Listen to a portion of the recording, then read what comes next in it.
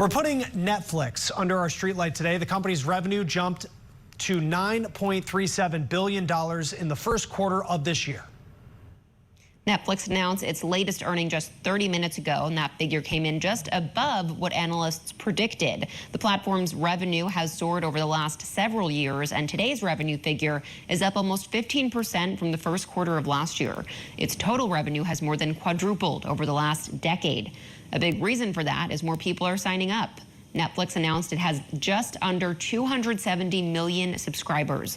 That number has surged since it announced its crackdown on password sharing last year.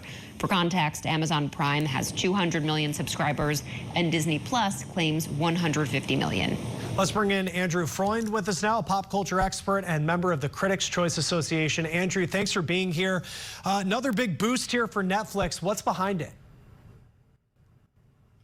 Yeah, this boost, as Wall Street was forecasting this, and one of the main reasons for this revenue boost, like we were saying before, is that password sharing crackdown, because you can't just share your Netflix password anymore like you used to.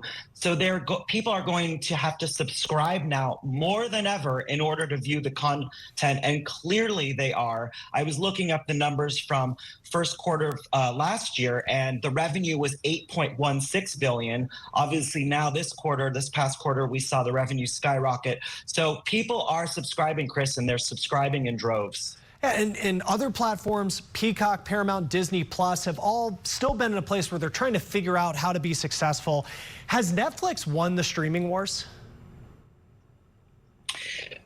Chris, right now, Netflix is winning the streaming wars. And quite frankly, they've been around the longest. So Bob Iger even last month said that Disney is trying to catch up to them technology-wise. And Netflix just surpasses everyone, quite frankly, because they've been around so long. And they have the specific technology that maybe some of the other services don't, and the other services are trying to catch up to it. Because it's hard to remember that Netflix had 2 straight quarters in 2022 where it lost subscribers and revenue dipped. You had this password crackdown. How much does the content on Netflix factor into the success it's seeing?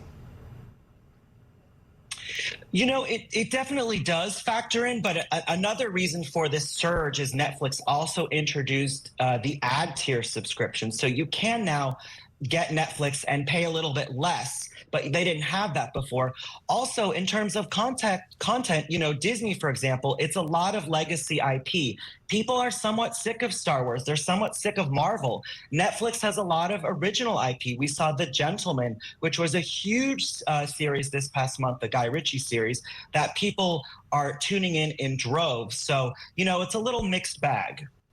Which platform is positioned best right now to challenge Netflix?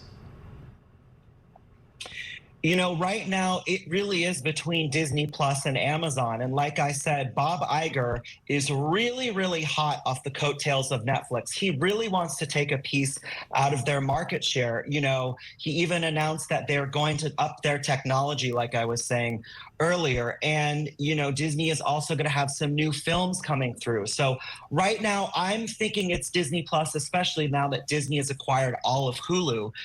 It purchased 33% from Comcast. So, now Disney has all their IP. It has all the Hulu IP, all the FX IP. So my guess is on Disney Plus. Now, live sports continues to bring in so many audiences. Netflix has signed this deal with the WWE. You see a lot of leagues also going on streaming platforms. What is it about live sports that seem to have so much energy in getting eyeballs on them and coming to these streaming platforms?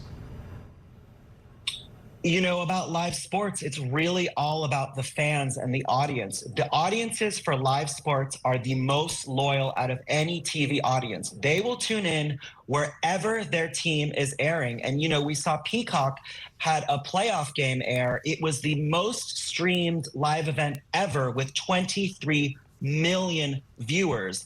You don't even find those numbers on TV, Chris. So in terms of live sports, it's really about that loyal audience, and they will tune in no matter and wherever.